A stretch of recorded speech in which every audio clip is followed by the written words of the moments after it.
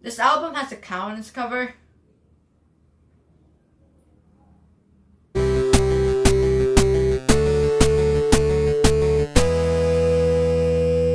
The first Pink Floyd album of the 70s. Is it good? We'll find out. Let's go! So after Amagama, the band took a break and started working on another soundtrack, this time for the film Zabriskie Point. After this, they headed back to London in mid-1970 and started work. And after a few months, the Adam Heart Mother was released to the public in late 1970. The album isn't a double album, but it somehow mimics the style of Amagama in a way. For this episode, we're just gonna start with the second side and tackle the first side later in the episode. So the second side has 4 songs on it, made by the individual members of the band, this time with contributions from the other band members, making it infinitely better. That's about it for the Psychedelic album.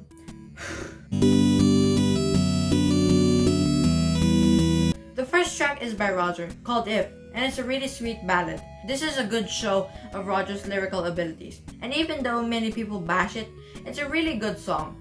And the guitar solo in the middle shows David finally finding his sound and not being pressured into becoming second Sid.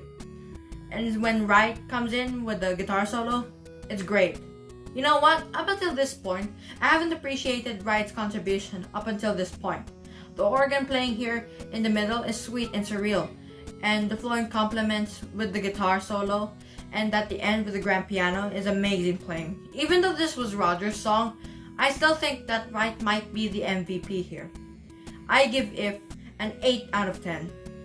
The next song is Wright's contribution, called Summer 68. It's a good ballad.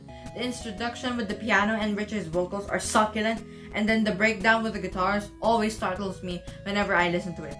Again, Richard is the MVP in this song. His singing, even though not the best, it still has a comforting quality to it, and I wish that he'd sing more often on Pink Floyd songs. This song was released as a single in 1971 in Japan, and this song featured way more brass instrumentation, which shows Rick's prowess in, well, instrumentation in general. Too bad that this was the only song not performed live by the band. I think it would have been a treat. I give Summer 68 an 8.5 out of 10. The next song is by Dave, and it's called Fat Old Son. This song is sweet. Just the idea of David singing with the guitar that the band comes in already feels good, and this pays off in dividends. The song starts with the bell tolling, which would be used on other recordings, most notably in the song High Hopes off of the Division Bell way into the future in 1994. Then the song comes into this main melody and with the guitar. It's great. This is an amazing improvement from Amagama from the Narrow Way, and the contributions from the band difference makes all the difference. Even though for me, this one is a bit weaker, I give Fat Old Son a 7.5 out of 10. The closer to this album is just meh. It's called Alan's Psychedelic Breakfast, and it's just their roadie, Alan, listing what he had for breakfast and the band playing on top of it.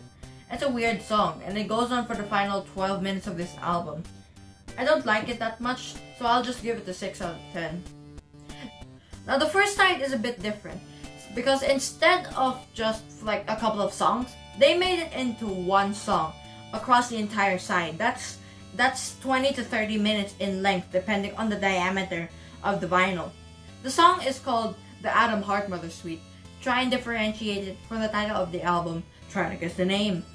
Formal recording of this track commenced at Abbey Road Studios in London and was somewhat tiring. This was because this song was one of the first recordings to use 8-track tape machines in the studio, and as a result, EMI insisted that the band were not allowed to do any splicing of the tape to edit pieces together, which resulted in Roger and Nick Mason had to play for the entire 23-minute piece in just one sitting.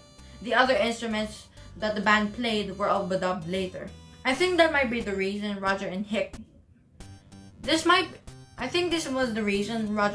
hated this song, but in my opinion, it's a great song. This song, as well as Careful Without Oxygen, again shows the band starting to master their long form and mastering the ability to interest you for long periods of time.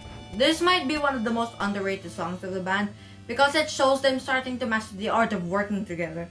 This song, along with Summer 68, uses more brass instrumentation, which for me personally is always good. This, along with Careful with That Axie Gene, are proof that the band has adapted to the Sydney's environment they're in. And I'm grateful for that. I give the Atom Heart Mother Suite a 9 out of 10.